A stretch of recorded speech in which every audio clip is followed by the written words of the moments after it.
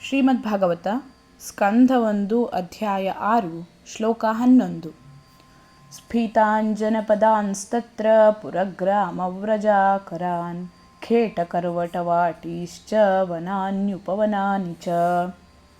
ಅನುವಾದ: ನನ್ನ ಪ್ರಯಾಣದುದ್ದಕ್ಕೂ ನಾನು ವಿಶಾಲವಾದ ದೇಶಗಳನ್ನು, ಪಟ್ಟಣಗಳನ್ನು, ಹಳ್ಳಿಗಳನ್ನು, ಪ್ರಾಣಿ ಸಾಕಣೆಯ ತಾಣಗಳನ್ನು, ಗಣಿ ಪ್ರದೇಶಗಳನ್ನು, ಕೃಷಿ ಪ್ರದೇಶಗಳನ್ನು, ಕಣಿವೆಗಳನ್ನು, ಹೂದೋಟಗಳನ್ನು, ಸಸ್ಯೋದ್ಯಾನಗಳನ್ನು, ಸಹಜ ವನಗಳನ್ನು ಹಾದು ಹೋದೆ.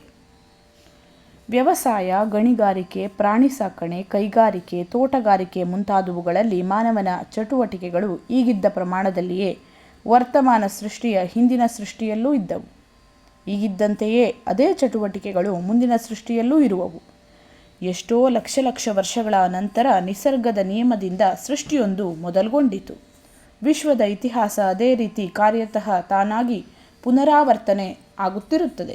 ಪ್ರಾಪಂಚಿಕ ಲೆಕ್ಕಾಚಾರದ ಪಂಡಿತರು ಬದುಕಿನ ಅತಿ ಮಹತ್ವದ ಅಗತ್ಯಗಳನ್ನು ಶೋಧಿಸದೆ ಪುರಾತತ್ವಶಾಸ್ತ್ರದ ಭೂಶೋಧನೆಯಲ್ಲಿ ಕಾಲಹರಣ ಮಾಡುತ್ತಾರೆ. ಆಧ್ಯಾತ್ಮಿಕ ಬದುಕಿನಲ್ಲಿ ಪ್ರೇರಣೆಯನ್ನು ಪಡೆದ ಬಳಿಕ ಕೇವಲ ಬಾಲಕರಾಗಿದ್ದ ಶ್ರೀ ನಾರದ ಮುನಿಗಳು ಪಟ್ಟಣ, ಹಳ್ಳಿ, ಗಣಿ, ಕೈಗಾರಿಕೆಗಳನ್ನು ಹಾದು ಹೋದರೂ ಆರ್ಥಿಕ ಅಭಿವೃದ್ಧಿಗಾಗಿ ಒಂದು ಕ್ಷಣವನ್ನೂ ವ್ಯರ್ಥ ಮಾಡಲಿಲ್ಲ.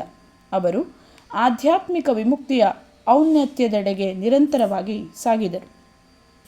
ಶ್ರೀಮದ್ ಭಾಗವತ ಲಕ್ಷಾಂತರ ವರ್ಷಗಳ ಹಿಂದೆ ನಡೆದು ಹೋದ ಇತಿಹಾಸದ ಪುನರಾವರ್ತನೆಯಾಗಿದೆ.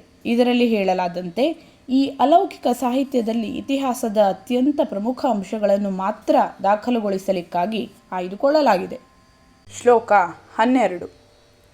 ಚಿತ್ರಧಾತು ವಿಚಿತ್ರಾದ್ರೀನ್ ಇಭಭಗ್ನ ಭುಜದ್ರುಮಾನ್ ಜಲಾಶಯಾನ್ ಶಿವಜಲಾನ್ ನಲಿನೀಃ ಸುರಸೇವಿತಾಃ ಚಿತ್ರಸ್ವನೈಃ ಪತ್ರರಥೈಃ ವಿಭ್ರಮದ್ಭ್ರಮರಶ್ರಿಯಃ.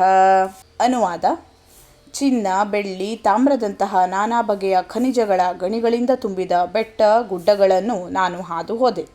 ಸುಂದರ ಕಮಲ ಪುಷ್ಪಗಳಿಂದ ತುಂಬಿದ ಜಲಾಶಯಗಳುಳ್ಳ, ಸ್ವರ್ಗವಾಸಿಗಳಿಗೆ ಯೋಗ್ಯವಾದ, ಕಂಗೆಟ್ಟ ದುಂಬಿಗಳಿಂದ ಅಲಂಕೃತವಾದ, ಹಕ್ಕಿಗಳು ಹಾಡುತ್ತಿರುವ ಭೂಪ್ರದೇಶಗಳನ್ನೂ ಹಾದು ಹೋದೆ.